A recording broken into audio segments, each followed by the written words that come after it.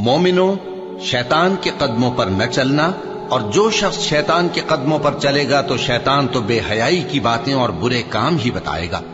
और अगर तुम पर अल्लाह का फजल और उसकी मेहरबानी न होती तो एक शख्स भी तुम में पाक न हो सकता, मगर अल्लाह जिसको चाहता है पाक कर देता है, और अल्लाह सुनने वाला है, जानने वाला है। लोगों, जो चीजें जमीन में हलाल तैयब हैं वो खाओ, और शैतान के कदमों पर न चलो, वो तुम्हारा खुला दुश्मन है। वो तो तुमको बुराई और बेहयाई ही के काम करने को कहता है। शैतान तुम्हें तंगदस्ती का खौफ दिलाता और बेहयाई के काम करने को कहता है,